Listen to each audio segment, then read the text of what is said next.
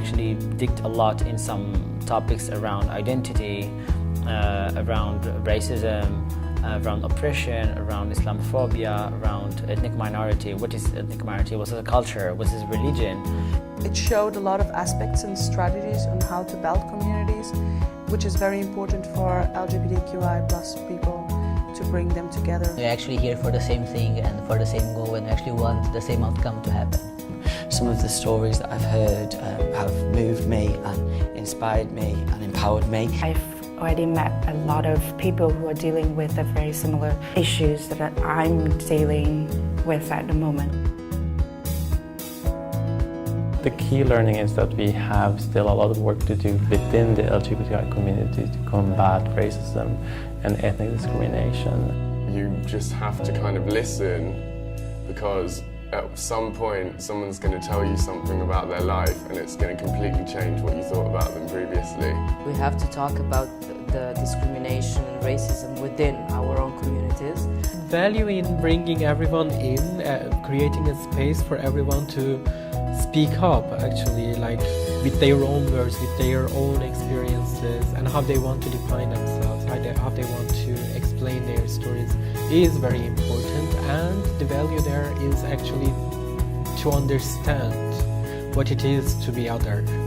I've learned that it's really important to really look at our history, and even if we're moving forward and like writing new history, we should always remember like where we came from in the past. The overarching themes, to me, are about being inclusive in the way in which you set up meetings. So, for example, making sure it's a space that's inclusive of everybody, where everybody feels comfortable and safe to be themselves.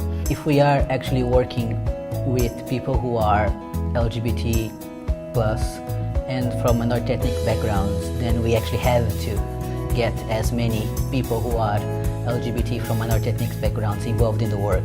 To really find the community, you have to go out there and seek for them, outreaching. We just go to parties and hand out flyers, be visible, wear t-shirts with, we're queer and women of color, something like that, but just go out there and be visible. That's sometimes already a big step.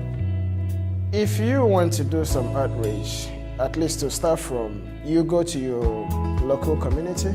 It could be town hall, it could be a refugee drop-in center or group center. Starting to build a community or start offering things, sometimes having something like an online presence can be very useful before it comes to face-to-face meetings. Mobilize people however you can, and through Facebook, through web pages, through just talking to everyone. I'm thinking of building on a network of among all the organizations and communities who are working with queer refugees in European continent, so that we can cooperate with each other and on transporting queer refugees from countries to countries. My highlight has definitely been realising the power of partnership.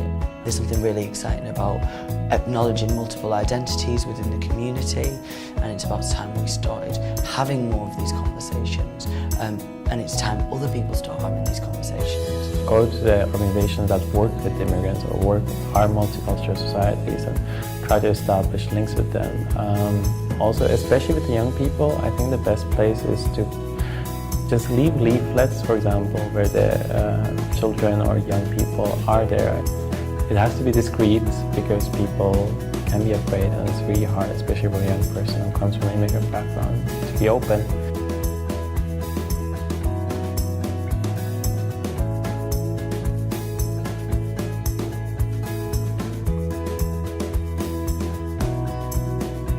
We are building a better future, and we believe it's going to happen.